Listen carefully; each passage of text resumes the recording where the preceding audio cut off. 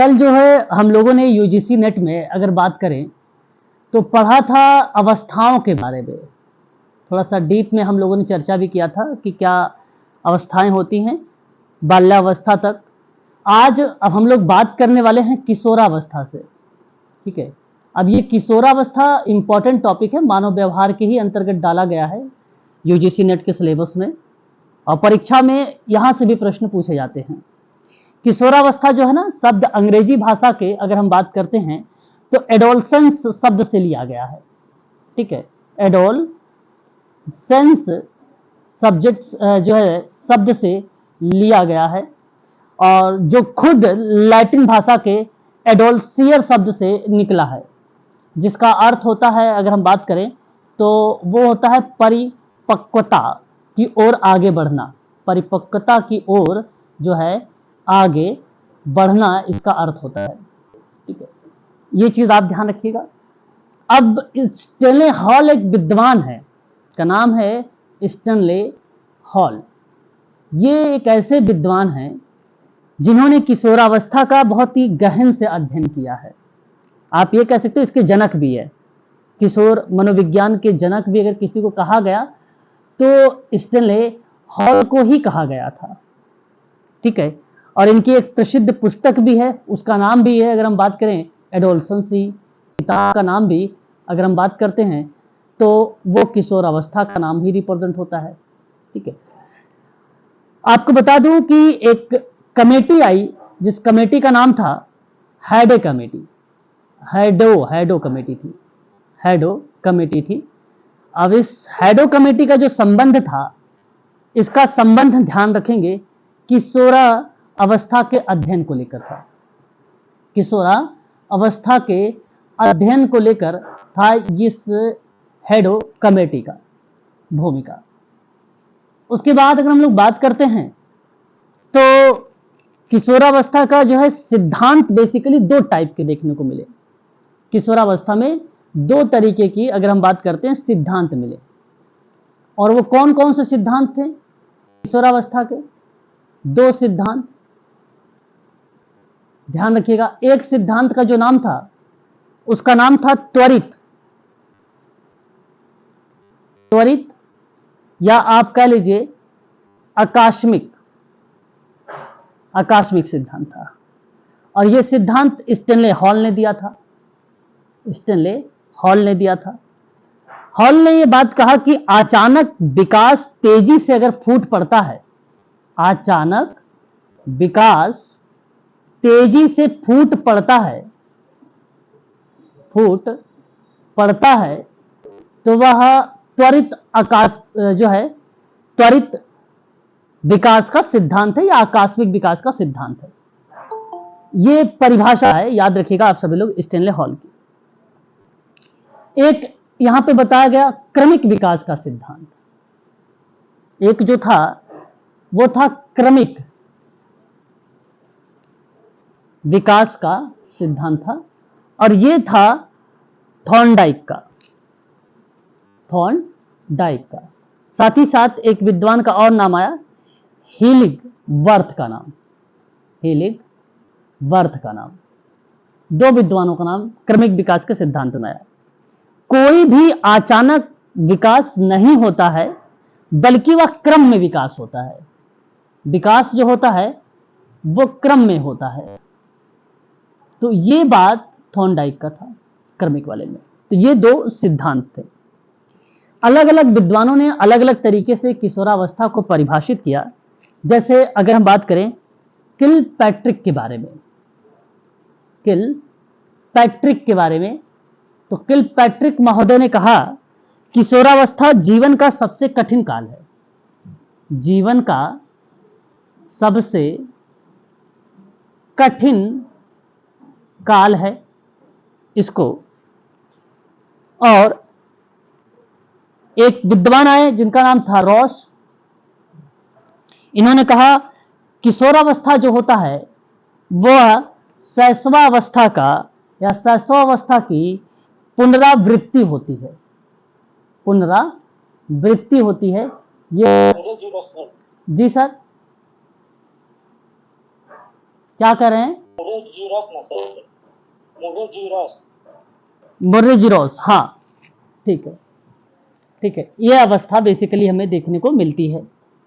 वहीं अगर हम बात करते हैं बीएफ स्किनर के बारे में, बीएफ स्किनर ने कहा किशोरावस्था को निर्णय लेने का अनुभव नहीं होता है। किशोरावस्था जो होती है ना, इस किशोरावस्था को निर्णय लेने की अनुभव नहीं होता है, नहीं होता है। एक हॉल महोदय ने कहा तनाव और तूफान, संघर्ष की अवस्था बताया किशोरावस्था को।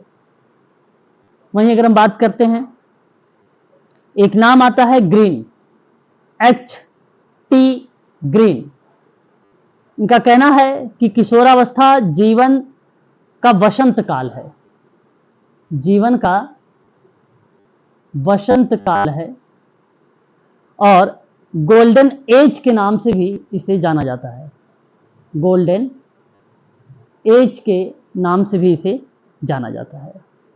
ठीक है, ये इस तरीके से इन लोगों ने परिभाषित किया था किशोरावस्था के बारे में।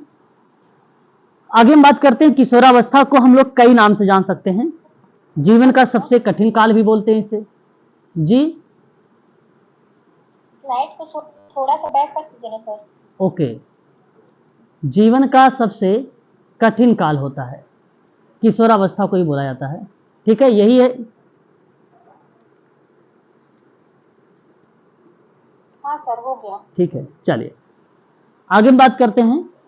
जीवन का सबसे कठिन काल को बोलते हैं, और उसके बाद अगर हम बात करते हैं तो इसमें संघर्ष की अवस्था इसी को कहते हैं, और तूफान की अवस्था भी इसी को बोलते हैं, तनाव की अवस्था को इसी को बोलते हैं, तनाव की अवस्था भी इसी को बोलते हैं, और शैशवावस्था की पुनरावृत्ति को भी इसी के नाम से जाना जाता है। शैशवावस्था की पुनरावृत्ति के नाम से भी इसी को जाना जाता है। समस्यात्मक उम्र भी इसी अवस्था को कहा जाता है, समस्यात्मक उम्र भी इसी अवस्था को कहा जाता है। ठीक है, व्यक्तिगत समायोजन की उम्र इसमें होती है, इसको भी व्यक्तिगत समायोजन की उम्र की अवस्था होती है ये। ठीक है, बेसिकली बहुत ईगो होता है किशोरावस्था के बच्चों में। कल्पना प्रधान उम्र भी इसी को बोला जाता है, कल्पना प्रधान उम्र भी इसी को कहा जाता है। संवेगों की अधिकता उम्र भी इसी को कही जाती है, संवेग अधिक पाया जाता है, संवेगों की अधिकता उम्र भी इसी अवस्था को बोलते हैं। सुनहरी उम्र, सुनहरी का मतलब गोल्डन होता है, एज। विद्रोही उम्र, विद्रोही उम्र भी इसी को कहा जाता है। उम्र समूह भावना का विकास, मतलब अपने उम्र समूह भावना की उम्र की अवस्था भी इसी को कहा जाता है। तो इतने तो नाम हैं किशोरावस्था के। ठीक है, किशोरावस्था के इतने सारे नाम जो है दर्शाए गए हैं। सर ये लास्ट वाला पॉइंट है, इसमें क्या है ये विद्रोही उम्र के नीचे? उम्र समूह भावना की उम्र, मतलब जैसे जो ग्रुप में होते हैं ना, इस किशोरावस्था के बच्चे ज़्यादातर ग्रुप में रहना पसंद करते हैं। पीयर ग्रुप मतलब हम जैसे उम्र के साथ या जो भी उनके एज के होते हैं उनके साथ रहना ये पसंद करते हैं। ठीक है, विरोधाभासी विद्रोह। प्रीवियस स्लाइड आप देख लीजिए, ये वाला कि इससे भी प्रीवियस? जो सर प्रीवियस वाला, इससे भी? जी सर, बस बस बस हो गया? जी सर, थैंक यू। चलिए,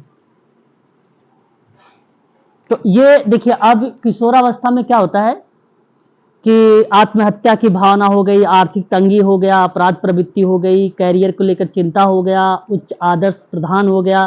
ठीक है, विषमलिंगी की बात करें, ठीक है, समलिंगी की बात करें, संवेगों की अधिकता की बात करें, इन सभी की जो है एक प्रकार की मानी जाती है कि ये विशेषता पाई जाती है। अब इन बच्चों को मेडिकल सोशल वर्कर करता है भाई यौन शिक्षा दे रहा है। यौन शिक्षा के माध्यम से उन्हें समाज की मुख्य धारा से जोड़ने का प्रयास करता है।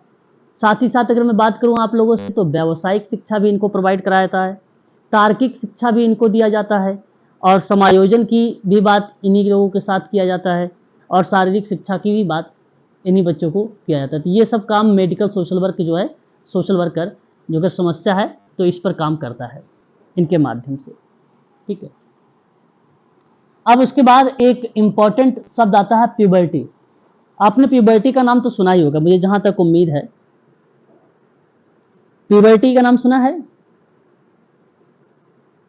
नहीं सुना है?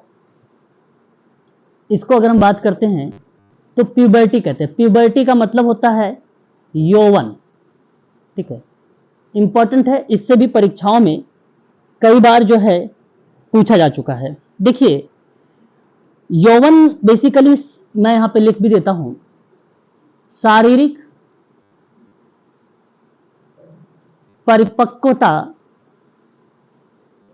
की प्रक्रिया है जहां एक किशोर यौन परिपक्वता तक पहुंचता है और प्रजनन के लिए सक्षम हो जाता है। यह है प्यूबर्टी। तो प्यूबर्टी अगर बेसिकली बात किया जाए तो इसमें दो एज आती हैं, एक एज फीमेल और एक एज मेल के लिए। फीमेल की जो एज होती है वो 8 से 13 वर्ष बताया गया है। फीमेल की जो एज होती है वो 8 से 13 वर्ष है और जो मेल की एज है पुरुषों की वह एज 9 से लेकर 14 वर्ष है। ठीक है, ये आप लोग ध्यान रखेंगे प्यूबर्टी के एज को लेकर, इसमें दर्शाया गया है। वहीं अगर हम बात करते हैं, इसको बेसिकली 5 अवस्थाओं के रूप में रिप्रेजेंट किया गया है।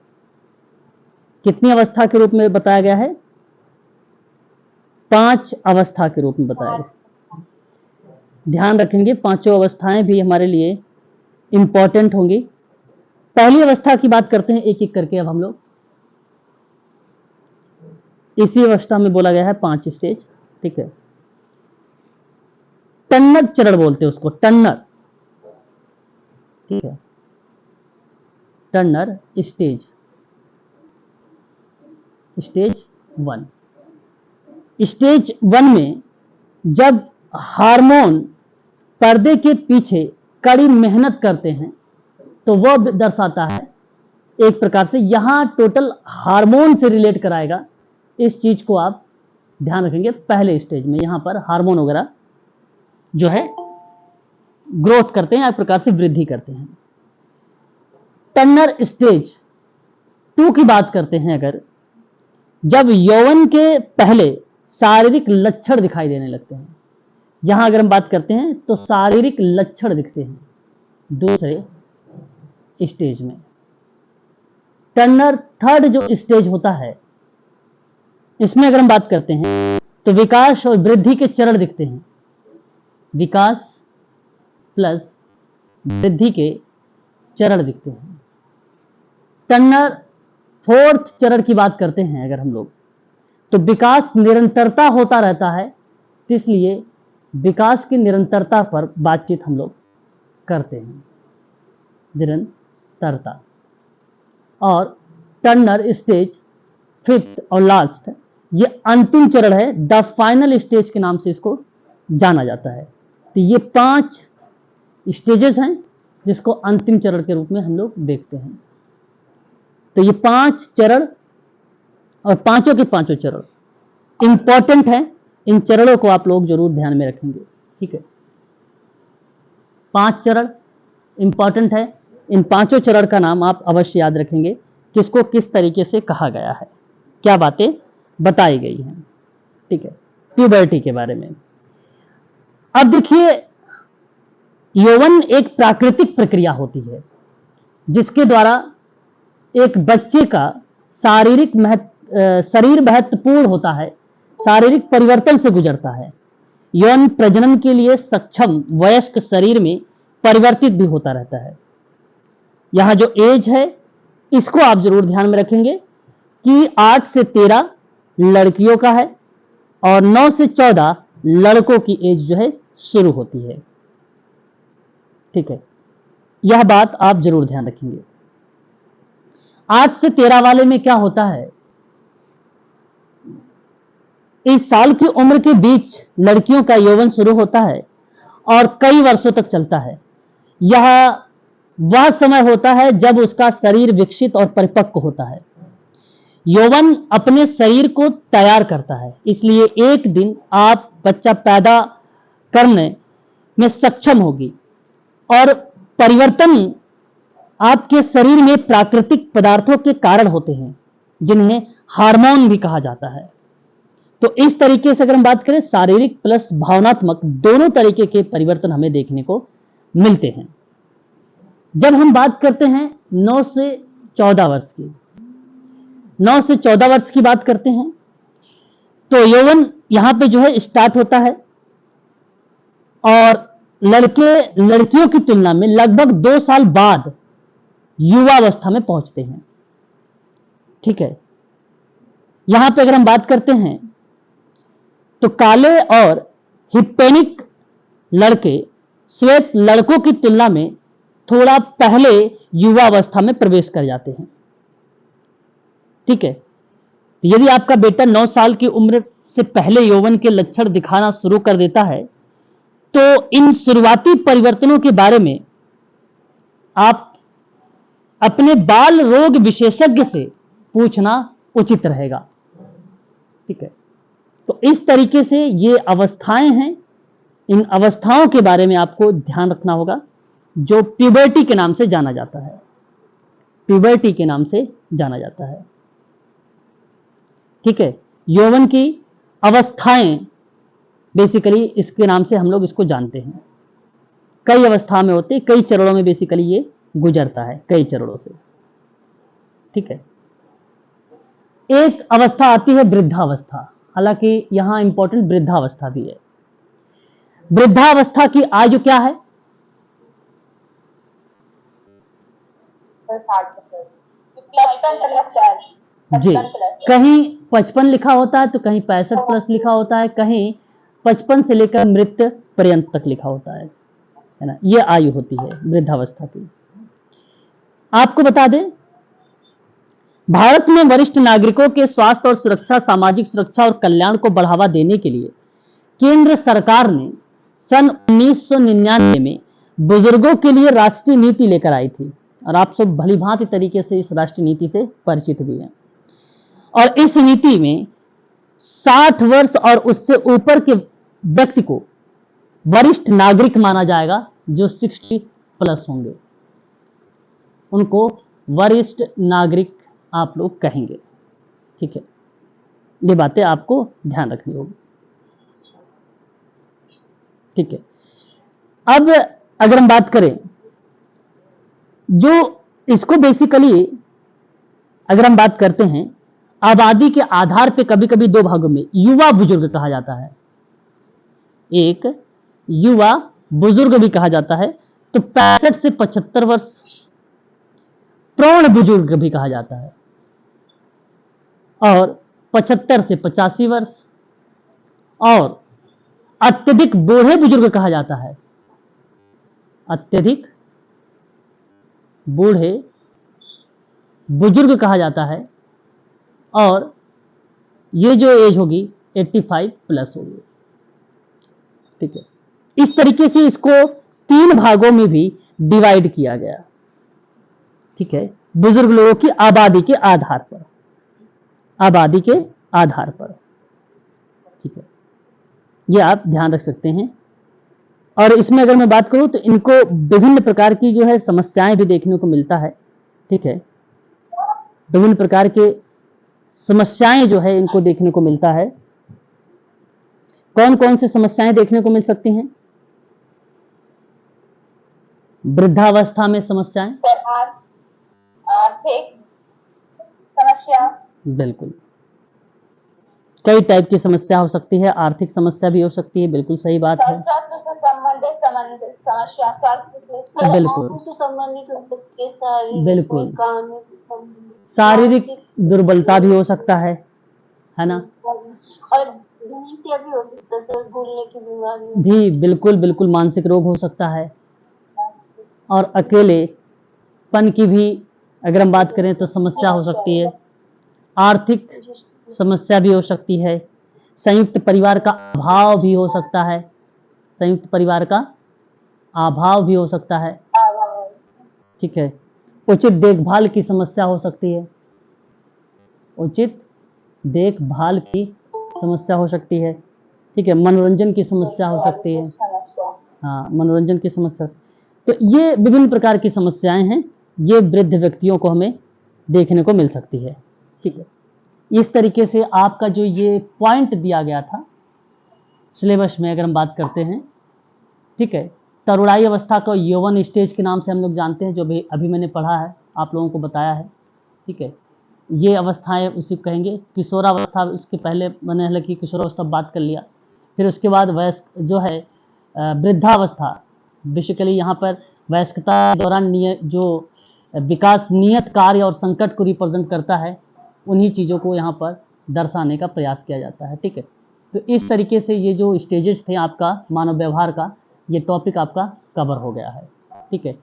अब हम लोग बात कर रहे हैं थोड़ा जो है मानव विकास की रिपोर्ट को लेकर कुछ महत्वपूर्ण मुद्दे वगैरह दिए गए हैं, इन मुद्दों पर हम लोग बातचीत कर लेते हैं।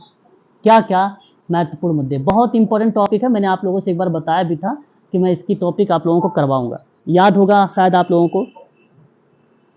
पहली बात तो एक चीज आप लोग यहाँ पे ध्यान से सुन लीजिए कि मानव विकास रिपोर्ट या मानव विकास सूचकांक जारी जो किया गया, कब किया गया मानव विकास सूचकांक?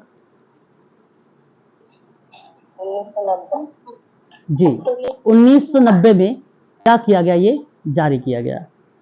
ठीक है। अब इस सूचकांक में भारत का इस समय अगर हम बात करते हैं, भारत का वर्तमान में स्थान तो 132वां स्थान है। 132वां स्थान है। आपको बता दें, इसमें अगर हम चर्चा करते हैं तो मानव विकास सूचकांक के 3 मानक हैं। 3 मानक हैं। कौन कौन से 3 मानक हैं? एक शिक्षा है, दूसरा जीवन प्रत्याशा, स्वास्थ्य, तीसरा आय। ठीक है।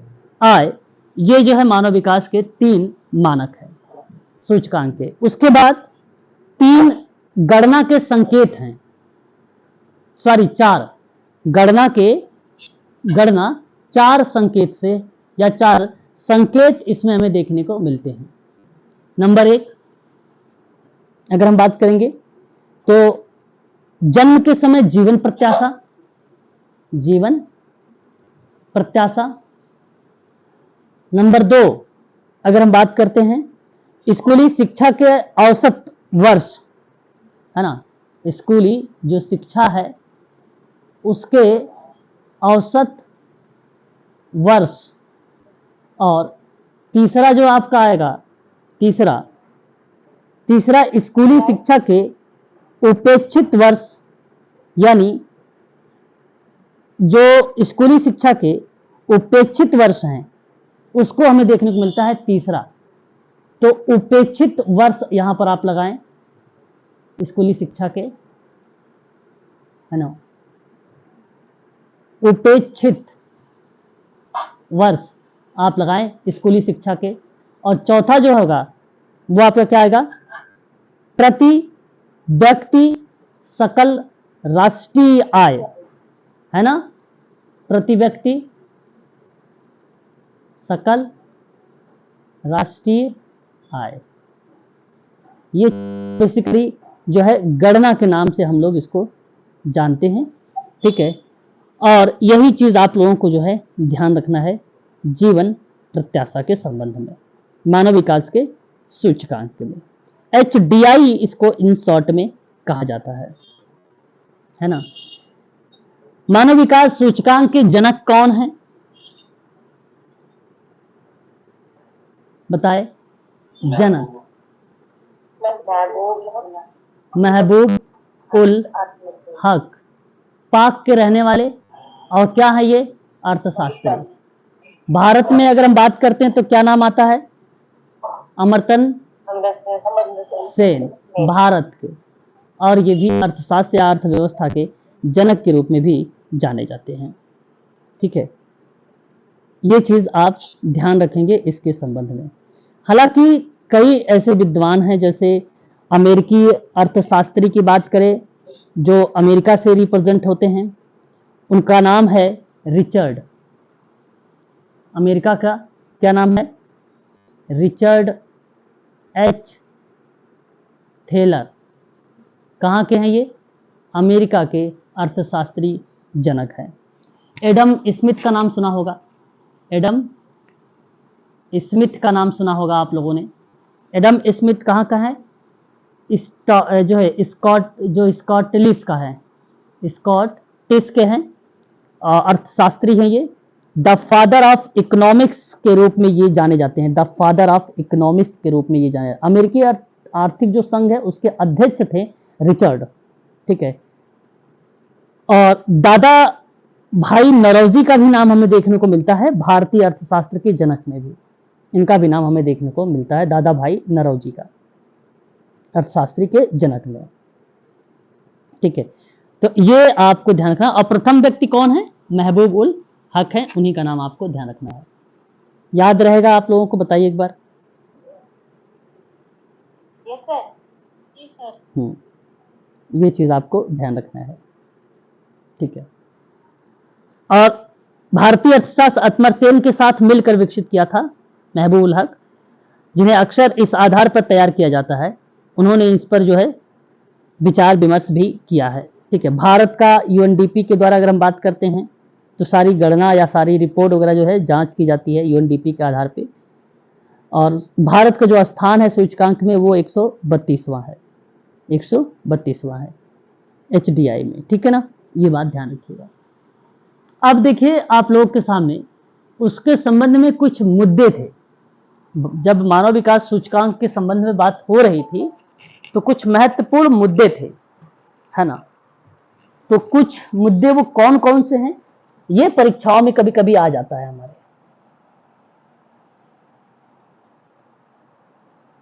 चलिए अब एक एक करके जरा बात करते हैं एक एक मुद्दों पर। यहां आप देख सकते हैं, दिखाई दे रहा है आप लोगों की, ब्लर दिखा रहा है,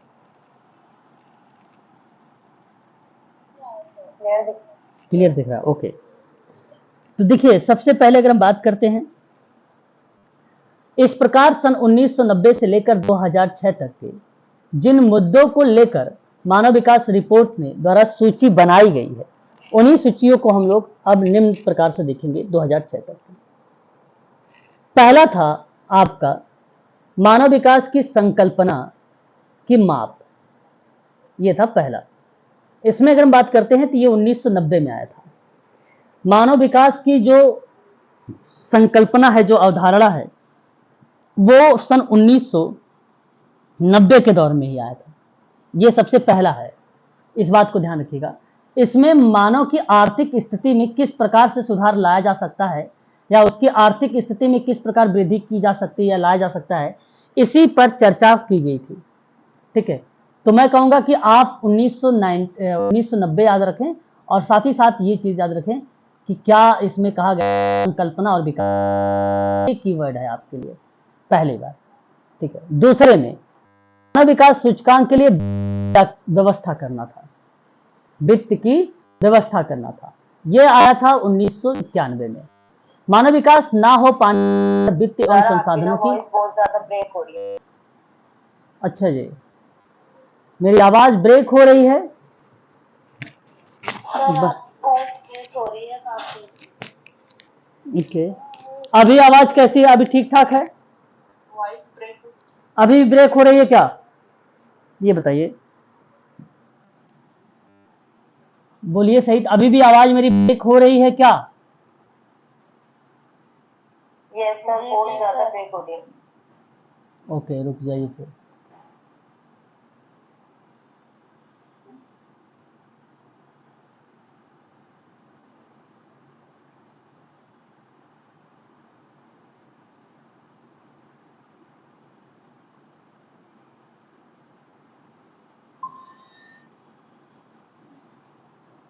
अभी बताइए आप लोग, क्या मेरी आवाज ब्रेक हो रही है अब? आवाज तो आ रही है जी, सर, आ रही है, क्लियर आ रही है। अब क्लियर आ रही है। ओके, ठीक है। चलिए फिर।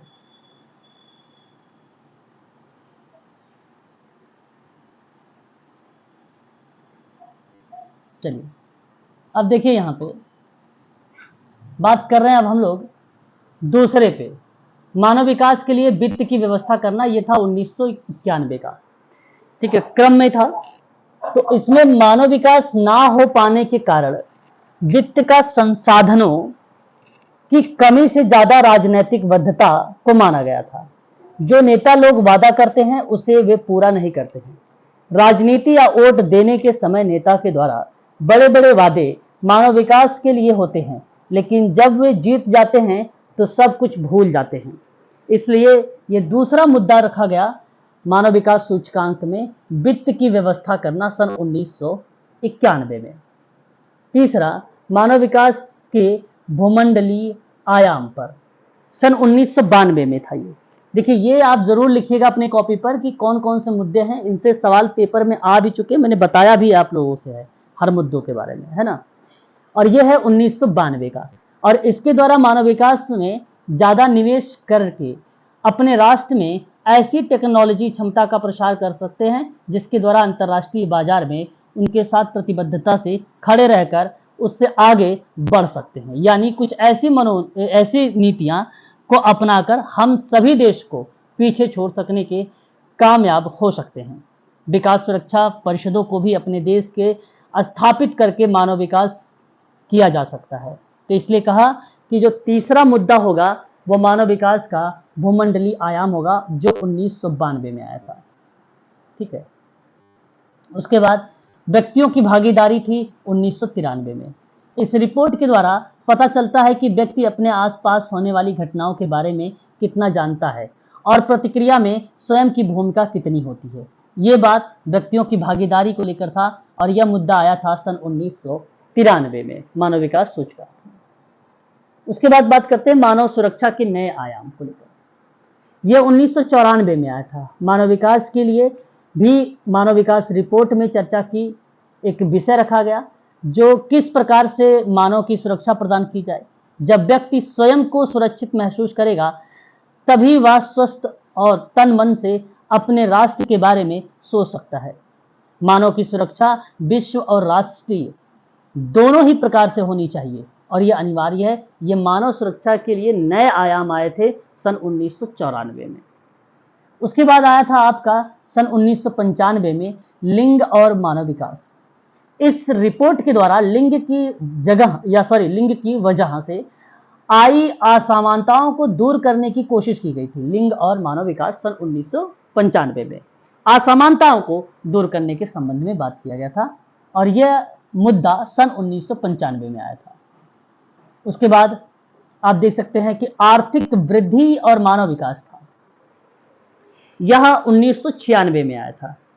इस रिपोर्ट के द्वारा व्यक्ति के बारे में बताया जाता है कि जब तक मानव की आर्थिक स्थिति ठीक नहीं होती वह किसी भी प्रकार का कोई कार्य करने में असमर्थ रहता है। तो आर्थिक वृद्धि और मानव विकास को लेकर सन 1996 में कही गई थी मानव विकास रिपोर्ट के मुद्दों पर बातचीत। फिर उसके बाद सन 1997 आया। 1997 में निर्धनता दूर करने के लिए मानव विकास, ठीक है, विश्व से निर्धनता को दूर करना ही मानव विकास रिपोर्ट का मकसद होता है और इस रिपोर्ट के द्वारा निर्धनता को दूर करने पर भी चर्चा की गई थी। निर्धनता एक ऐसा अभिशाप है जो कि व्यक्ति को जीते जी मार देता है। इसलिए निर्धनता दूर करने के लिए मानव विकास का एक मुद्दा था जो सन 1997 में आया था। वहीं बात करते हैं मानव विकास उपभोग को लेकर, और ये 1998 में आया था। आज विश्व में ऐसी टेक्नोलॉजी विकसित हो गई है जिससे उत्पादन का स्तर काफी ऊपर उठ चुका है और व्यक्ति की सामर्थ्यता भी काफी बढ़ गई है। लेकिन सवाल यह है कि क्या इस प्रकार की सुविधाएं जो आज मानव को प्राप्त हो रही है वे 21वीं शताब्दी में भी मिलती रहेंगी? जैसे कि आज आप लोगों ने बात भी कर रहे थे कि पहले किस तरीके से था, आज किस तरीके से हो रहा है ना? अभी भी आप लोग शुरुआत में डिस्कस कर रहे थे इसी पर। तो आप देख सकते हैं, तो क्या मानव विकास का स्वप्न ही रहेगा? तो मैं आपसे बताऊं कि यह बहुत इंपॉर्टेंट पॉइंट रहेगी मानव विकास का उपभोग। सन 1998 में जो है यह मुद्दा रखा था मानव विकास में। आगे बात करते हैं, सन 1999 में मानवीय दृष्टिकोण के साथ भूमंडलीकरण था। 1999 में व्यक्ति यदि अपनी सोच को विकसित कर ले तो अपनी विश्वव्यापी पारस्परिकता निर्भरता को बढ़ा ले, अपना बाजार का स्तर ऊपर उठा ले, अपने विचारों को विस्तृत कर ले, तो यह मानव की सोच, उसकी विचारधारा या उसके जीवन की परिपूर्ण बना देता है और मानव विकास के लिए उसका स्वयं का दृष्टिकोण अच्छा होना चाहिए। तो यहाँ पर आपका ये एक भी मुद्दा था जो 1999 में रखा गया था, भूमंडलीकरण वाला। ठीक है, वही बात करते हैं मानवाधिकार और मानव विकास। ये पेपर में पूछा जा चुका है, 2019 का क्वेश्चन पेपर अगर आप देखेंगे ना तो आपको मिलेगा। ठीक है, मानव विकास के उसके अधिकारों के महत्वपूर्ण भूमिका होती है और इस रिपोर्ट के द्वारा मानव के अधिकारों को पूरा करने की बात कही गई थी। जब व्यक्ति के पास अपने पूर्ण अधिकार होंगे तो वह किसी भी क्षेत्र में कुछ भी कर सकता है, यानी कि गलत बात होते देखकर वह चुप नहीं बैठेगा, उसके खिलाफ आवाज उठाएगा, क्योंकि यह उसका अधिकार है। तो मानवाधिकार और मानव विकास का जो मुद्दा आया वो 2000 में आया था मानव विकास सूचकांक में। उसके बाद 2001 की बात करते हैं, नई प्रौद्योगिकियों का विकास के लिए कार्य को लाना। ये 2001 का मुद्दा था। इसमें नई नई टेक्नोलॉजी लाने की बात भी चर्चा की गई और यानी देश में ऐसी मशीनों के द्वारा कार्य किया जाना चाहिए जिसमें समय कम लगे और कार्य भी जल्दी हो जाए। तो नई प्रौद्योगिकी का विकास के लिए कार्य मानव विकास ने रिपोर्ट में सन 2001 में लाया गया था। 2002, खंडों में विभक्त हो रहे हैं विश्व के प्रजातंत्र को बढ़ावा या बढ़ाना में। तो खंडों में विभक्त हो रहे हैं विश्व में प्रजातंत्र को बढ़ाना 2002 में लाया गया और इस रिपोर्ट के द्वारा अर्थनीति के साथ साथ राजनीति को भी मानव विकास के लिए सफलता की सीढ़ी माना जाता है। वहीं अगर हम बात करते हैं तो सहस्त्राब्दीय विकास लक्ष्य राष्ट्रों के बीच मानव निर्धनता को समाप्त करने की वचनबद्धता को लाना 2003 में किया गया था। इसका मतलब है कि सभी देशों को विकसित करने के लिए उसमें वचनबद्धता की आवश्यकता होगी, यानी कि निर्धनता रहित विश्वव्यापी विकास वाला राष्ट्र बन सके। ये सहस्त्राब्दीय विकास लक्ष्य राष्ट्रों के बीच मानव निर्धनता का समाप्त करने के लिए वचनबद्ध हुआ। 2003 में यह मुद्दा रखा मानव विकास सूचकांक ने। उसके बाद आपका आता है 2004, आज की विविधतापूर्ण दुनिया में सांस्कृतिक स्वतंत्रता की बात करते हैं। ये 2004 की है। इस रिपोर्ट के द्वारा व्यक्ति की अपनी संस्कृति, भाषा, विचार, धर्म और पूर्ण रूप से आबादी होनी चाहिए, यानी कि उसमें किसी भी प्रकार की बाधा नहीं होनी चाहिए। ये 2004 का एक मुद्दा रखा गया था। वहीं बात करते हैं 2005 की, तो महत्वपूर्ण स्थितियों में अंतर्राष्ट्रीय सहयोग एक असमान विश्व में सहायता, व्यापार और सुरक्षा को लेकर था, जो 2005 था। MDGO की हुई प्रगति के साथ यह रिपोर्ट मानव विकास पर ध्यान देती है और इन आंकड़ों में टूटे हुए वायदों का भी उल्लेख किया गया है। देश की चरम सीमा तक फैली हुई है असमानता मानव विकास में अवरोध पैदा करती है। जो गरीब लोगों से वादे किए जाते हैं और उन्हें निभाने में असमर्थता रहते हैं। तो इसलिए 2005 में मानव विकास सूचकांक ने महत्वपूर्ण स्थितियों में अंतर्राष्ट्रीय सहयोग, एक समान विश्व में सहायता, व्यापार और सुरक्षा का मुद्दा रखा था। वहीं बात करते हैं 2006 का। 2006 में अभावों के बाद बिजली और निर्धनता तथा विश्वव्यापी जन संकट, 2006 की ये रिपोर्ट में कहा गया मुद्दा के बारे में कि किस प्रकार का व्यक्ति अभावों से ग्रसित होकर उन सभी समस्याओं से जूझ रहा है। सारे विश्व में जल का अभाव दिखाई देता है। गंदे पानी की वजह से बहुत सी बीमारियां भी हो जाती हैं। तो ये चीजें हमें बेसिकली 2006 में मुद्दा देखने को मिला। आभाओं के बाद बिजली, निर्धनता और विश्वव्यापी संकट, जन संकट। एक लास्ट है ये, जलवायु परिवर्तन को रोकना, वेरी वेरी मोस्ट इंपॉर्टेंट है ये। या एक जो है विभाजित विश्व में मानव साम्यक शब्द है, 2007 और 8 का बताया जाता है, ये मुद्दा रखा गया। इस रिपोर्ट के अनुसार बदलती हुई जलवायु मानव विकास की सीमा को निर्धारित करती है। जब जलवायु परिवर्तित होती है तो उसका असर सारे देश, विश्व, राष्ट्र पर भी जो है दिखाई देता है। भूमंडलीय उष्णता के कारण भी जलवायु परिवर्तित होती है। जलवायु को नियंत्रित करके मानव विकास संभव हो सकता है। तो 2007 और 8 में मानव विकास सूचकांक के द्वारा जलवायु परिवर्तन को रोकने को लेकर एक मुद्दा रखा गया था।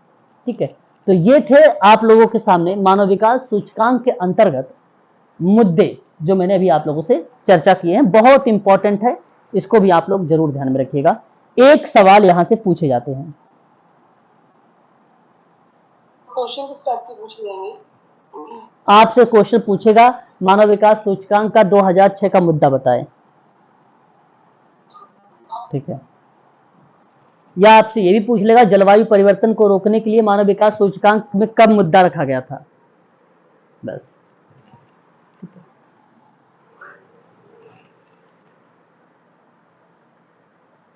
जो भी प्रश्न आएंगे इसके हेडिंग्स और उसके वर्ष को ही याद रखिएगा आप लोग। ठीक है, ये था आप लोगों का अभी जो मैंने आप लोगों से जिक्र किया है मानव विकास सूचकांक में। अब हम लोग बात करेंगे संविधान में। मैं आप लोगों से चर्चा कर रहा था कौन सी, तो भारतीय संविधान के भाग कितने भाग हैं?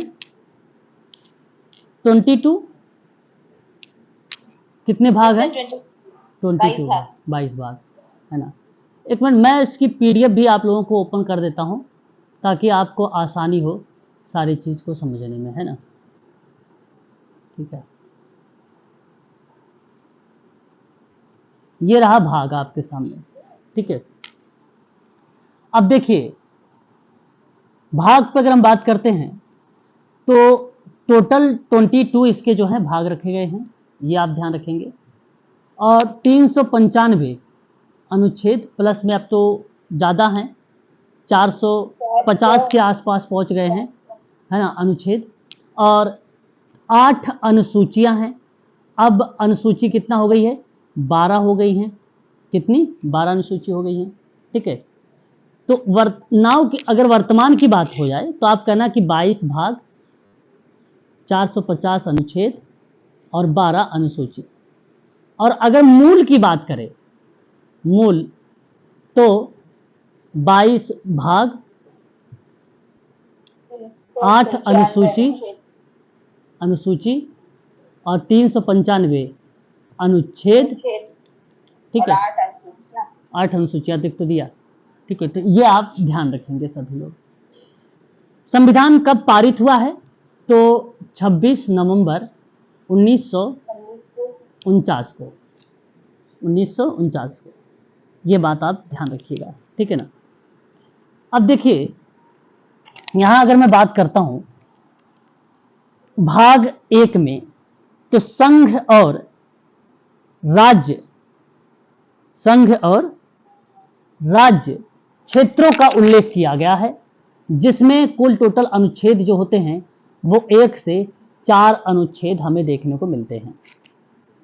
कितने अनुच्छेद मिलते हैं देखने को, बताइए? 1 से 4। भारतीय संविधान में अनुच्छेद अगर हम बात करते हैं तो कितना देखने को मिलते हैं, आप सब इसको लोग ध्यान रखेंगे।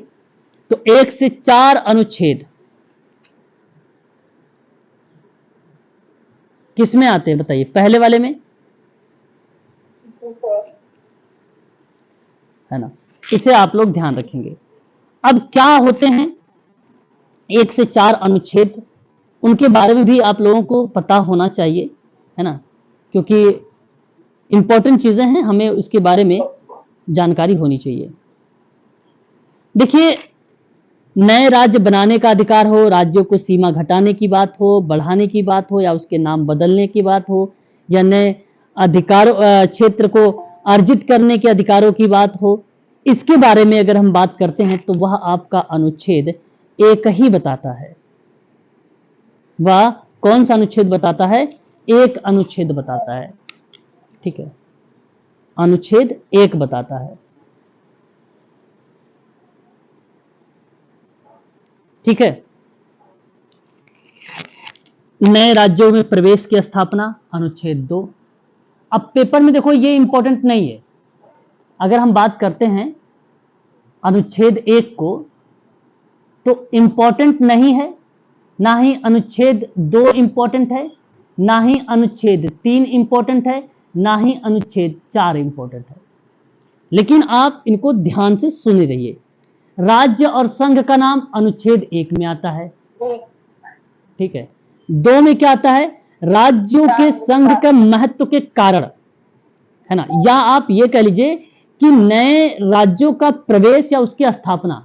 अगर कोई नया राज्य बनाया जाएगा तो राज्य की स्थापना हो गया, या कोई राज्य दूसरे राज्य में विलय हो रहा है यानी प्रवेश हो रहा है, तो इसकी बात 2 में है। 3 क्या कहता है कि राज्यों के पुनर्गठित संबंधित जो संसद है उसकी शक्तियां बताई गई हैं। मतलब संसद किसी राज्य की सीमा में परिवर्तित कर सकती है। ये बात मानते हो कि नहीं मानते हो? संसद किसी राज्य की सीमा को परिवर्तित कर सकती है, अथवा 2 राज्य या उससे अधिक राज्यों को मिला भी सकती है, विलय भी कर सकती है, और नए राज्य का निर्माण भी कर सकती है। कौन कर सकता है? ये सब संसद कर सकता है। और संसद किसी राज्य के नाम को भी परिवर्तित कर सकता है, बदल भी सकता है नाम। आपने देखा अभी इलाहाबाद का नाम क्या रख दिया गया? प्रयागराज, है ना। तो ये चीजें हमें देखने को मिलती है। अनुच्छेद 4 आपको नए राज्यों को गठन वगैरह को लेकर भी जिक्र करती है, अनुच्छेद 4। ठीक है, तो आपको बता दूं कि 1, 2, 3 पर विधि बनाने का एकमात्र अधिकार किसके पास है? 1, 2, 3 में संसद में, संसद के पास। ठीक है, और अनुच्छेद 4 में व्यवस्था की गई है कि नए राज्यों का गठन का अनुच्छेद 2 के अंतर्गत होगा। नए राज्यों का निर्माण हो या क्षेत्र के सीमा को, नाम को परिवर्तित करने की बात हो, इसके अंतर्गत आएगा। लेकिन संविधान के अनुच्छेद 368 के अंतर्गत संविधान संशोधन नहीं माना जाएगा। अतः इस प्रकार के जो कानून का साधारण बहुमत या साधारण विधायी प्रक्रिया होती है वो पारित होती है ना। तो ये चीज आप ध्यान रखेंगे सभी लोग, थोड़ा सा इंपॉर्टेंट था। अब बात करते हैं दूसरे भाग की। दूसरा भाग है नागरिकता। देखो, बिना नागरिक के ना कोई राज्य चल सकता है, ना कोई संघ चल सकता है। तो पहले राज्य और संघ अनुच्छेद हो या अनुसूची हो या भाग हो, इसमें आएगा। फिर दूसरे नंबर पे नागरिकता आएगी। अब नागरिकता में आप देख रहे हैं जैसे नाग यहां पे बना हुआ है, नाग। अब नाग कैसे होता है भाई? ऐसे 2 की तरह होता है ना नाग। तो नाग में आप ये ट्रिक बना सकते हो कि भाग जो 2 है वो नागरिकता है। ये ट्रिक बना सकते हो आप, ये ट्रिक बना सकते हो। और 5 से लेकर 11 तक है अनुच्छेद। अब अनुच्छेदों की बात कर लेते हैं थोड़ा सा। आवाज वगैरह स्पष्ट है? बता दीजिए, एक बार क्लियर कर दीजिए। ओके, अब थोड़ा सा हम बात कर लेते हैं अनुच्छेदों के बारे में। कौन कौन से अनुच्छेद इसमें आते हैं? 5वां आता है, 6वां आता है, 7वां आता है, 8वां आता है, 9वां आता है, 10वां आता है और 11 आता है। अब देखिए इसमें, अब ध्यान से सुनते चलिएगा। अभी तक हमने 1 से 4 अनुच्छेद देखा, उसमें कोई खास इंपॉर्टेंट नहीं था, इसलिए ठीक है। अब आगे बात करते हैं। देखिए, जो यहां पे 5वां है, जन्म से नागरिक हो। 5वां कहता है जन्म से नागरिक हो, यह बताया गया। इंपॉर्टेंट नहीं है, मतलब यह हुआ कि यदि कोई व्यक्ति भारत में जन्मा है तो वह भारत का नागरिक होगा। यदि उसके माता पिता भारत में जन्मे हैं तो वो भारत का नागरिक होगा। उसके माता पिता में से कोई भी एक भारत में जन्मा है तो भी वो भारत की नागरिकता होगी। बात को समझ रहे हो ना? यदि कोई व्यक्ति संविधान लागू होने से पहले, जब लागू नहीं हुआ था उससे पहले की बात बता रहा हूं, लगातार 5 वर्षों तक भारत में रहा हो तो वह भारतीय नागरिकता होगा। तो इस तरीके से अनुच्छेद में बताया गया है, एक प्रकार से नागरिकता अधिनियम को लेकर जिक्र किया गया है ना। भारत अनुच्छेद 5 में भारत की नागरिकता के बारे में बताया गया, अनुच्छेद 11 तक के। तो बेसिकली और नागरिकता अधिनियम एक होता है, बताइएगा नागरिकता अधिनियम कब आया है? 1955। हाँ 1955। नोट जरूर करिएगा, क्योंकि कोई भी ऐसा पॉइंट मैं नहीं बता रहा हूं जो परीक्षा में ना पूछा गया हो और इंपॉर्टेंट ना हो। सारी चीजें इंपॉर्टेंट है, ठीक है। 1955 में लागू हुआ, उसी समय ये सारी चीजें कही गई। दूसरा आपसे क्या कहता है, पाकिस्तान से देखिए माइग्रेट, आव्रजन का मतलब होता है माइग्रेट, मैं लिख देता हूं, पाक से आव्रजन, आव्रजन का मतलब क्या होता है? माइग्रेट करके आने वाले नागरिकता, आने वाले नागरिकता। आपको बता दूं दो बातें, यहां पे दो बातें ध्यान से सुनिए। वे लोग, जो लोग 19 जुलाई 1948 तक या उससे पहले भारत में आए, सॉरी उससे पहले भारत में आ गए हों, वो नागरिक होंगे। मतलब अच्छा ये बात है कि वे लोग जो 19 जुलाई 1948 तक में जो भारत आ गए हों वो भारत के नागरिक हों, या 19 जुलाई 1948 के बाद, ये तब मैं बताऊं पहले की बात थी, और एक है बाद भारत में आए उन्हें भारतीय नागरिकता के लिए क्या होगा? आवेदन भरना पड़ेगा। क्या करना पड़ेगा?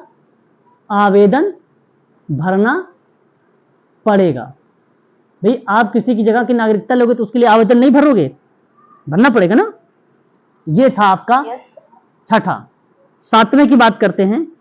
इंडिया यानी भारत से पाकिस्तान, भारत से पाकिस्तान को माइग्रेट करने के वाले व्यक्ति है ना, आव्रजन करने वाले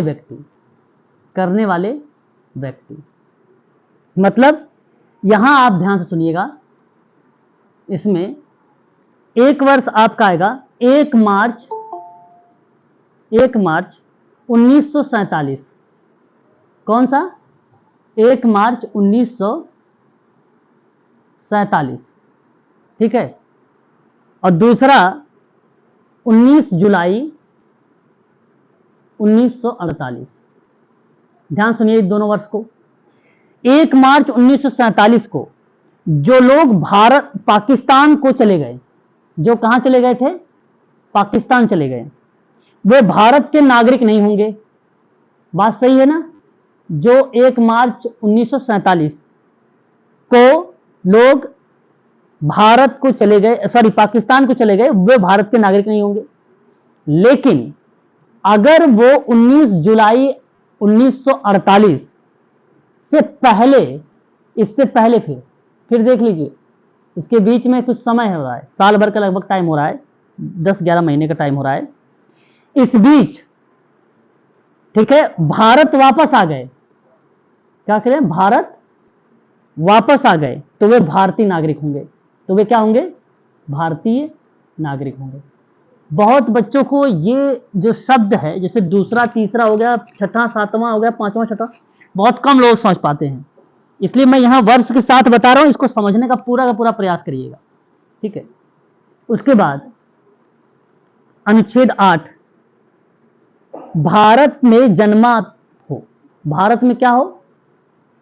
जन्म हुआ हो, परंतु विदेश में रह रहा हो, अब ध्यान सुनिए, ऐसे व्यक्ति जो भारत सरकार अधिनियम 1935 वाले की बात मैं कर रहा हूं। कौन से? 1935 वाले भारत सरकार अधिनियम के अंतर्गत भारत के नागरिक थे, और तो वे भारत के नागरिक ही होंगे। ये 1935 के अधिनियम के अंतर्गत बताया जाता है कि वो भारत के नागरिक होंगे, ठीक है। अब पता चले कि अब जन्म तो भारत में हुआ, रह रहे हैं विदेश में, तो क्या भारत की नागरिकता खत्म हो गई? नहीं, अच्छा, इसमें नियम भी है भाई, 10 साल 15 साल रहते हैं, उसमें नियम भी है, बताऊंगा अभी आगे, ठीक है, आएगा। फिर अनुच्छेद आपका आता है 9। 9 क्या कहता है कि विदेशी राज्य की नागरिकता होने पर भारत की नागरिकता नहीं होगी। ये बात सही है। अगर आप विदेश की नागरिकता ले लोगे, विदेश की नागरिकता ले लोगे तो बताइए क्या भारत की नागरिकता रहेगी? नहीं सर, हटा दिया जाएगा ना। फिर भारत की नागरिकता हटा दी जाएगी। तो आप सोचिए दो दो जगह के नागरिक कैसे बन सकते हो, है ना। तो इसलिए ये आपको ध्यान रखना है। यदि कोई व्यक्ति दूसरे देश में नागरिकता ग्रहण कर लिया है तो उसकी भारत की नागरिकता स्वतः अपने आप समाप्त हो जाएगी। ऐसी भी नहीं कि चलो भैया समाप्त करवाओ, ऑटोमेटिक हो जाएगी समाप्त। 10वां अनुच्छेद, नागरिकता के अधिकार को निरंतरता। नागरिकता के अधिकारों की निरंतरता। इसका मतलब क्या हुआ कि प्रत्येक व्यक्ति जो इस भाग के पूर्वगामी प्रावधानों के तहत भारत का नागरिक हो या किसी भी कानून के प्रावधानों के अधीन हो या जो संसद द्वारा तैयार किया जा सकता हो, ऐसे नागरिक वो बने या ऐसे नागरिक जो है बने रहेंगे। तो जाहिर सी बात है, आप जो भी काम कर रहे हैं भारत में, इंडिया में रह रहे हैं, उसके प्रावधानों का लाभ वगैरह उठा रहे हैं, तो जाहिर सी बात है आप बने रहेंगे, नागरिकता बनी रहेगी आपकी 10 में, ठीक है। और आपकी 11, संसद द्वारा नागरिकता के अधिकार को नियंत्रित करने के लिए कानून बनाए गए हैं। तो ये किसके द्वारा बनाए गए हैं नागरिकता को? संसद द्वारा। संसद द्वारा क्या किया गया है? नागरिकता के अधिकार को नियंत्रण या नियंत्रित कह लीजिए, है ना, करने के लिए कानून, करने के लिए कानून, ठीक है, ये रहेगा। इसमें क्या होता है कि नागरिकता के विषय पर एक लॉ बनाने का अधिकार है। अब बताइए लॉ कौन बना सकता है? Very good. लॉ क्या बना सकता है, कौन बना सकता है? संसद बना सकता है। हाँ, ये बात आपको ध्यान रखना है, ठीक है। तो भारत में अन्य आधुनिक राज्यों की तरह 2 प्रकार के लोग रहते हैं, नागरिक और जो नागरिक का मतलब वो हुआ कि जो नागरिकों को भारतीय राज्यों की ओर से कुछ विशेषाधिकार मिला हुआ उनको, एक विदेशी जो किसी अन्य राज्य के नागरिक हो, इसलिए उन्हें सभी नागरिक और राजनीतिक अधिकार भी प्राप्त नहीं हो पाते हैं, ठीक है। तो ये चीजें हमें देखने को मिल जाती है इसके अंतर्गत। अब बात करेंगे भाग 3 के बारे में, मूल अधिकार। अब देखिए यहां तक कोई खास अभी इंपॉर्टेंट नहीं आया है। अब देखते हैं 3 भाग 3 में मूल अधिकार है। भाग 3 मूल। अब देखिए पहले नंबर पे था राज्य संघ, दूसरे पे नागरिकता, नाग से बना हुआ था, यानी मैंने 2 ट्रिक बना दिया। भाई म्यूट रहें प्लीज, म्यूट रहें आप, है ना। तीसरा है मूल अधिकार। मूल अधिकार का मतलब होता है कि नागरिकों का मूल अधिकारों का हनन ना हो, मूल अधिकारों का हनन ना हो। मेरा कहने का तात्पर्य यह हुआ कि जब हनन नहीं होगा तो उसके संबंध में कौन कौन से अनुच्छेद हमें देखने को मिलेंगे। तो देख सकते हैं 12 से 35 अनुच्छेद हैं। कितने से हैं? 12 से 35। अब इन पर हम लोग थोड़ा सा बातचीत करेंगे, कौन कौन से, और इंपॉर्टेंट है, ये इंपॉर्टेंट है, ठीक है। अनुच्छेद मूल अधिकार की बात कर रहे हैं, जिसको हम लोग क्या बोलते हैं? फंडामेंटल राइट कहते हैं। तो अनुच्छेद एक 12 होगा, एक 13 होगा, 14, 15, 16, 17, फिर उसके बाद आगे बढ़ेंगे अभी, ठीक है ना। पहले एक एक करके बात कर लेते हैं। देखिए 12 में क्या होता है? राज्य की परिभाषा होती है। अब राज्य की परिभाषा केंद्र सरकार और भारतीय संसद, राज्य सरकार और विधानसभा, स्थानीय निकाय, नगर पालिका, पंचायत और जिला, इन सब की परिभाषा यहां जो है दी जाएगी। किसकी किसकी परिभाषा दी जाएगी? भाई केंद्र सरकार ये है, भारतीय संसद ये है, राज्य सरकार ये है, विधानसभा ये है, नगर पालिका, पंचायत, जिला, इनकी परिभाषा यहां पर बरताई जाएगी राज्य की परिभाषा में। इंपॉर्टेंट नहीं है। 13वां, विधि के या कानून बनाने का अधिकार। विधि या कानून बनाने का अधिकार। अब इसका मतलब क्या हुआ? देखिए आपको बता दूं, इसको कई भागों में डिवाइड किया गया। कई भाग क्या, केवल एक ही भाग आया था, 13 का 1 आया था। और जो 13 का 1 था वो न्यायिक समीक्षा थी, न्यायिक समीक्षा थी।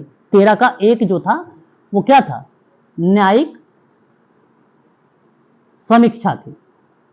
अब बेसिकली इसके लिए संवैधानिक आधार प्रदान करता है, क्योंकि उच्चतम न्यायालय और उच्च न्यायालय को यह अधिकार देता है कि संविधान पहले कानूनों की व्याख्या करे और यह तय करने का अधिकार देता है कि ऐसे कानून वर्तमान संविधान के जो वैल्यूज हैं, जो प्रिंसिपल्स हैं, उसके साथ सुसंगत है या नहीं है।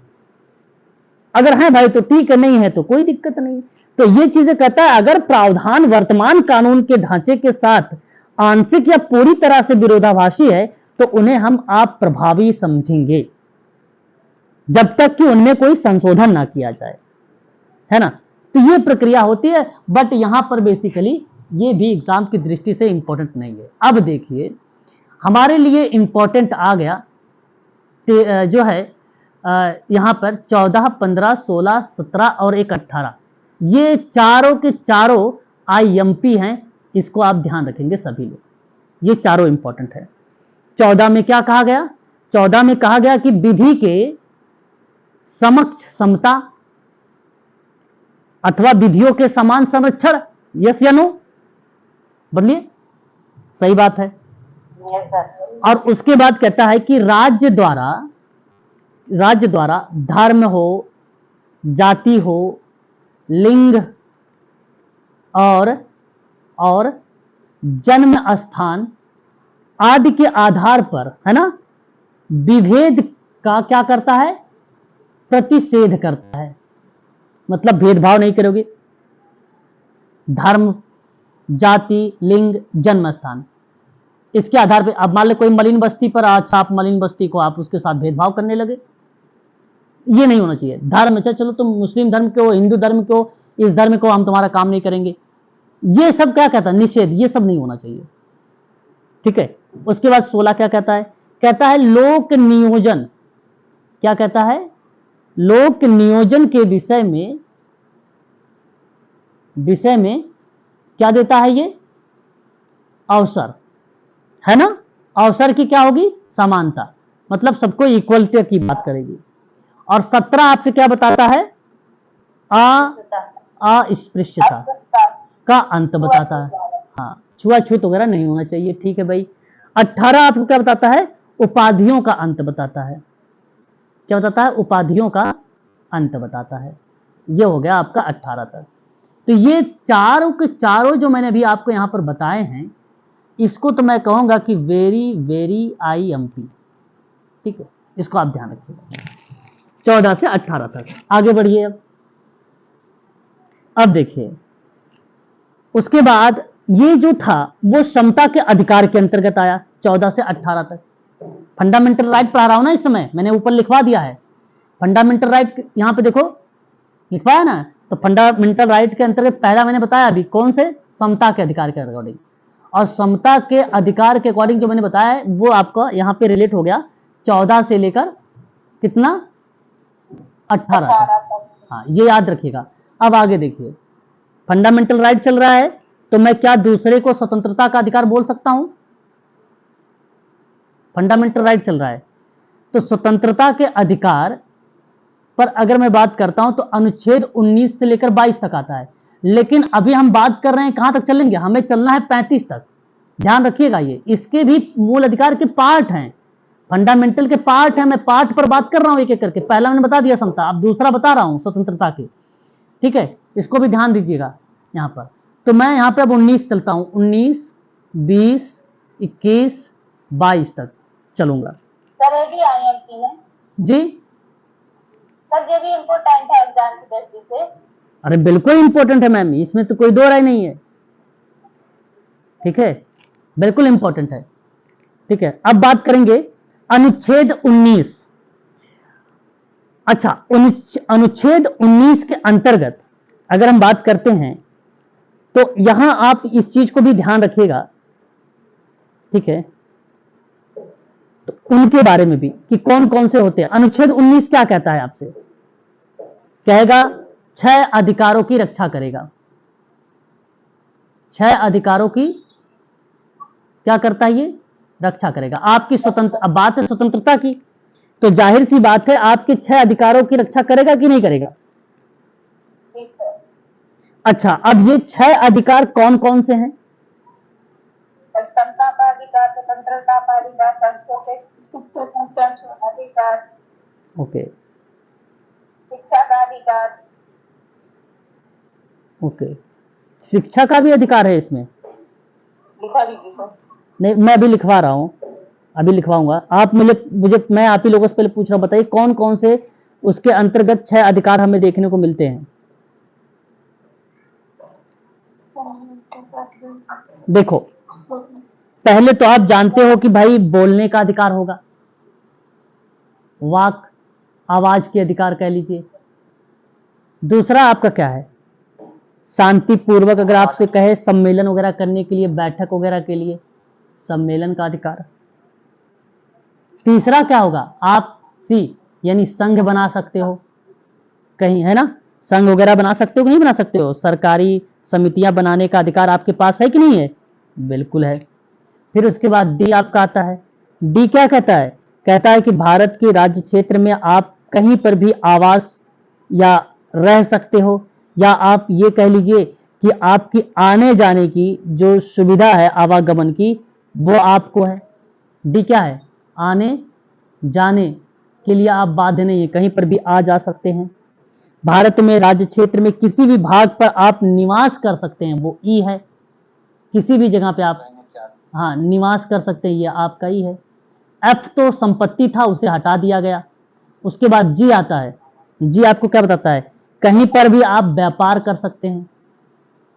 तो बताइए, कभी आपको कोई कहता है बोलने की, संविधान कहेगा कि आपकी मत बोलो, बोलने की आपकी स्वतंत्रता छीनता है? आप अपनी बात को रख सकते हो, आपको यह हक है, आपका यह अधिकार है कि आप बोल सकते हो, अपनी बातों को सामने प्रस्तुत कर सकते हो, सम्मेलन कर सकते हो, संघ बना सकते हो, कहीं पर आ जा सकते हो, कहीं निवास भी कर सकते हो, कहीं पर व्यापार भी कर सकते हो आप लोग। ये आपके अधिकार हैं, ये स्वतंत्रता के अधिकार है। 6 भाग है, ये 6 अधिकारों को आपकी रक्षा करता है। 19 सर ये मुद्दा में आएंगे, जी सर ये मौलिक अधिकार में आएंगे। मैडम, मौलिक अधिकार ही तो पढ़ा रहा हूं मैं, समता। अभी मैं आपको क्या बता रहा हूं, अभी तो मैं फंडामेंटल राइट ही बता रहा हूं। मौलिक का मतलब क्या होता है, मूल ही होता है, फंडामेंटल ही होता है, वही तो सब कुछ बता रहा हूं आपको, ठीक है। हाँ भाई, थोड़ा अलग लग सर मुझे सर। अलग लग रहा है आपको? अरे भाई 19 का भाग है, A B C D E, तो कहां से अलग होने लगना चाहिए, लगना ही नहीं चाहिए आपको अलग। चलो फिर आगे देखो, अब 20 नंबर पे 20 आपसे क्या कहेगा, कहेगा कि अपराधों के दोष सिद्धि के संरक्षण, क्या कहेगा, अपराधों के दोष सिद्धि के संबंध में संरक्षण, ठीक है, इसका अधिकार होगा। 21 क्या कहता है, 21 कहता है प्राण व दैहिक। एक पेपर में सवाल भी आता है कि अनुच्छेद 21 के अंतर्गत कौन सा आएगा, निःशुल्क। तो बेसिकली ये था प्राण एवं दैहिक स्वतंत्रता है ये तो, लेकिन इसी 21 का एक भी है, एक 21 का कहता है निःशुल्क शिक्षा का अधिकार। और निःशुल्क शिक्षा का जो अधिकार है वो कितने वर्ष के बच्चों के लिए है अधिकार, तो 6 से 14 वर्ष, 14 वर्ष। और 22 आपसे क्या कहेगा, कहेगा निरोध और गिरफ्तारी का संरक्षण, गिरफ्तारी का संरक्षण। अब ध्यान से सुनिएगा, यहां अगर कोई इंपॉर्टेंट है तो एक तो 19 के जो 6 अधिकार है ये इंपॉर्टेंट है, आईएमपी है, और 21 आप लोगों के लिए इंपॉर्टेंट है, बस 2 इंपॉर्टेंट है, परीक्षा की दृष्टि से पूछे जा सकते हैं। आगे बात करते हैं। अब उसके बाद हमारे सामने आता है जी, कानूनी सहायता वाला कितना आएगा, 21 में? कानूनी सहायता यस सर। अपराध के दोष सिद्धि में। सर कल क्वेश्चन था ना 2010 के पेपर में। अरे तो भाई पूरा सवाल बोलो ना, निःशुल्क शिक्षा कानूनी को लेकर, है ना। कानूनी सहायता के परिप्रेक्ष्य में तो बहुत सारे हैं ना, एक ही थोड़ी हो सकता है, पूरा प्रश्न बोलो, शिक्षा के संबंध में अगर आपसे प्रश्न पूछा है ना तो कानूनी सहायता को लेकर निःशुल्क शिक्षा को, तो 21 का आएगा, 21 आ जाएगा। ठीक है, शिक्षा नहीं लिखा था, सिर्फ कानूनी सहायता लिखा था। कानूनी सहायता क्या था क्वेश्चन में? रुक जाओ। सर ये लिखा था कि कानूनी निःशुल्क सहायता ले सकते हैं। बिल्कुल कानूनी हम सहायता ले सकते हैं। बिल्कुल यही लिखा हुआ था। वो 21 आर्टिकल 21 था। 21 का ये था। अब किसी बच्चे ने कहा भैया नहीं लिखा हुआ था। क्या पढ़ते रहते हो? ये पढ़ाई करते रहते हो, पास में होते तो बताता। फिर अभी कल के सवाल मुझे याद है कि वहां निःशुल्क लिखा हुआ था, जो वही आइडेंटिफाई कर ही रहा है कि 21 जाएगा। कौन सा क्वेश्चन था आरती?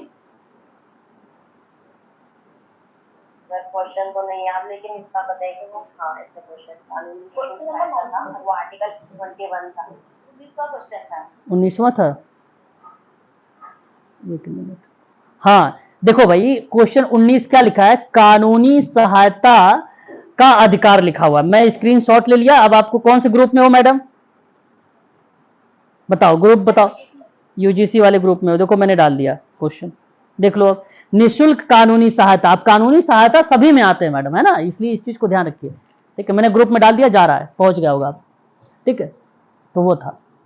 अब बात करते कहां तक हुआ था? 21 22 कर लिया हमने ना, कितने कर लिए? 22। अब देखो आगे, अब बचता है आपके सामने 23, 24, 25, 26। अच्छा ये बेसिकली है क्या जो अब मैं बता रहा हूं आप लोगों से? तो ये भी ध्यान रखने वाली बात है कि ये अब आपका आएगा शोषण के विरुद्ध अधिकार। हाँ, शोषण के विरुद्ध आएगा। लेकिन शोषण के विरुद्ध में अगर हम बात करेंगे तो केवल अगर आपका आने वाला भी है तो वो 23 और 24 ही आएगा। 23 और 24 आएगा। तो 23 क्या कहता है? 23 क्या बोलता है? कहता है कि मानव व्यापार और बलात् श्रम का निषेध होगा। यानी बाल जो श्रम है उसका निषेध होगा। मतलब बच्चों से आप क्या करेंगे भाई? काम हम नहीं लेंगे 14 साल से बच्चे, और कानून में संशोधन भी है अधिनियम में 18 साल से नीचे भी। फिर उसके बाद 24 क्या कहेगा? 24 कहता है कारखानों में आप काम नहीं ले सकते भाई। बात सही है, कारखानों में बाल श्रम नहीं, बाल श्रम का निषेध हो जाएगा। कारखाना हो या खान हो, बात दोनों एक ही है। ठीक है, तो ये दोनों जो है वेरी वेरी आईएमपी है। ठीक है, ये भी आप ध्यान रखिएगा। अच्छा अब बात करते हैं उसके बाद शोषण के बाद आपका क्या आएगा? शोषण के बाद आपका क्या आएगा? धर्म की स्वतंत्रता आ जाएगी। क्या आ जाएगी? धर्म की स्वतंत्रता आ जाएगी। ठीक है, स्वतंत्रता। अब धर्म की जो स्वतंत्रता का अधिकार होगा वो 25 और 28 है। 25 से लेकर 28 तक है। तो मैं क्या कहूंगा 25, 26 और 27, 28। ठीक है, इतना हुआ क्लियर। अब देखो देखो जो 25 है ना, वो बेसिकली अंतःकरण की ओर धर्म का आचरण प्रचार करने की स्वतंत्रता। मतलब आप प्रचार कर सकते, धर्म का प्रचार कर सकते हो, प्रचार वगैरह कर सकते हो। ठीक है, प्रचार वगैरह आप कर सकते हो, पहला हो गया। उसके बाद अगर हम बात करें तो 26 क्या कहेगा? धार्मिक कार्यों का मैनेजमेंट की स्वतंत्रता रहेगी। जो धार्मिक कार्य होंगे वो क्या होंगे? उसके प्रबंधन की बात भी रहेगी, मैनेजमेंट करने की भी बात रहेगी। 27 धर्म की अभिवृद्धि के लिए करों की बात करेंगे, एकत्र करने की बात, यानी टैक्स वगैरह, कर वगैरह जो होंगे उसको एकत्र करने की भी बात की जाएगी। और 28 क्या कहेगा? धार्मिक शिक्षा की बात करेगा, धार्मिक शिक्षा की बात करेगा, धार्मिक शिक्षा या उपासना में उपस्थित होने के बारे में स्वतंत्रता की बात करेगा। तो यहां अगर कोई इंपॉर्टेंट है तो 25 इंपॉर्टेंट है और आपका 28 इंपॉर्टेंट है। ठीक है, ये बात आप ध्यान रखिएगा। कीवर्ड में लिख रहा हूं इन सभी का, अगर आप पढ़ोगे तो बहुत लंबा चौड़ा आता है, लेकिन आप कीवर्ड को ध्यान रखें बस। ठीक है, उसके बाद अच्छा ये भाग कहां तक है ये भी तो देखते रहिएगा। 35 तक का है, ये ध्यान रखिएगा। हाँ, भाग जो 35 तक चल रहा है। अभी तक हम लोग पहुंचे कहां तक हैं? 28 तक पहुंचे हैं। अब देखिए उसके बाद क्या आ जाएगा? संस्कृति। क्या आ जाएगी? संस्कृति और शिक्षा संबंधी अधिकार, है ना, संबंधी अधिकार आ जाएगा, संबंधित अधिकार। अच्छा, इसमें आपको ध्यान रखना है ये 29 से 30 जाता है, तो मैं दो ही लिखूंगा, एक 29 लिखूंगा, एक 30 लिखूंगा। देखिए 29 कहता है अल्पसंख्यक हितों की बात करेगा, इंपॉर्टेंट है ये, ध्यान रखिएगा, अल्पसंख्यक की जो है हितों की बात करेगा ये, ठीक है। और 30 जो होगा वो शिक्षा संस्थानों की बात करेगा, शिक्षा जो है संस्थानों की स्थापना की बात करेगा, स्थापना की, और दोनों इंपॉर्टेंट है, दोनों आईएमपी हैं, ठीक है। और फिर उसके बाद एक लास्ट आपका फंडामेंटल राइट आता है, उसका क्या नाम है, संवैधानिक उपचारों का अधिकार, संवैधानिक उपचारों का अधिकार, है ना। और ये अधिकार जानते हो किस तरीके से है, पता है, रिटों के माध्यम से है। किसकी तरह है, रिट के माध्यम से। रिट के माध्यम से। रिट कौन कौन से होते हैं, अब हालांकि इसमें देखो 32 अनुच्छेद जो है 32 आता है, बट अब मैं आप सोच रहे होंगे कि सर ने 30 बताया है तो 31 गायब कर दिया है सर ने, है ना। आवाज नहीं आ रही सर, क्या हुआ भाई, आवाज नहीं जा रही मेरी, जानी चाहिए आवाज। अब आप सोच रहे होंगे कि 31 कहाँ गया, 31 जानते हो कहाँ चला गया, समाप्त कर दिया गया उसे, उसको निरसन कर दिया गया, उसको क्या कर दिया गया, निरसन कर दिया गया 31 को, ठीक है। अब जो 32 है ना, वो उसमें 4, अब जानते हो कौन कौन से है रिट, एक बंदी प्रत्यक्षीकरण है, दूसरा परमादेश है, तीसरा प्रतिषेध है, और चौथा उत्प्रेषण है, पांचवा अधिकार परीक्षा, अधिकार परीक्षा है। ये हैं आपके, ठीक है। तो अब अगर आपसे पेपर में पूछेगा फंडामेंटल राइट कितने होते हैं,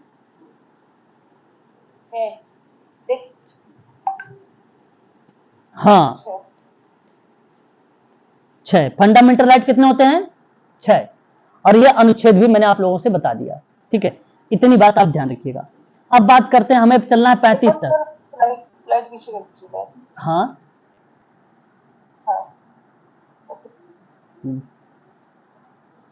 अब देखिए यहाँ पे 32, 33, 34, 35, 36, अरे 35 तक चलना ना, भाग कहां तक है, 35 तक, 35 तक चलेंगे, ओके बस। अब देखिए 32 क्या कहता है, 32 तो आपको पता, अच्छा यहाँ 32 तो तुमने लिख दिया अभी भी।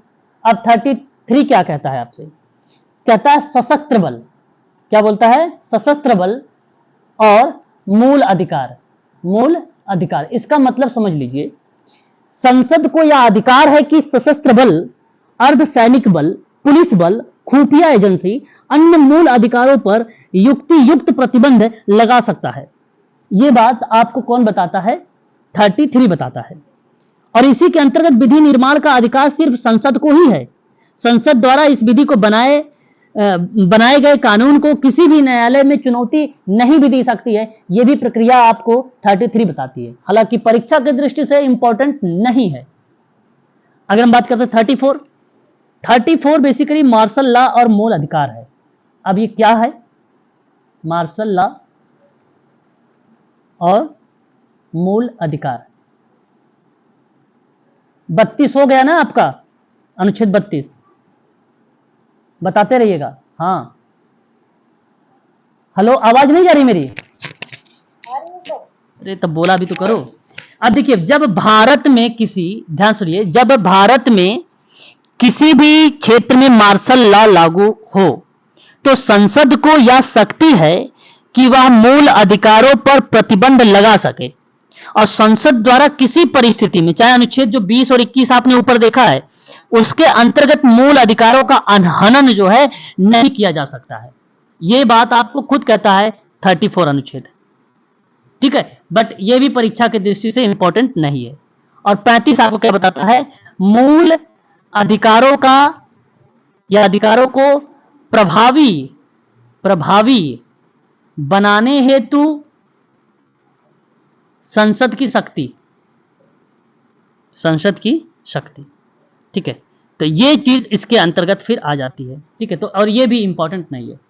यहाँ आपका ये 3 के 3 समाप्त हो गए और हमने अनुच्छेदों को भी यहाँ पे समाप्त कर लिया। अब बात करते हैं भाग 4। भाग 4 है डीपीएसपी यानी राज्य के नीति निर्देशक तत्व, अनुच्छेद 36 से 51। चलिए अच्छा, आज के लिए बस इतना ही रखते हैं हम लोग, है ना।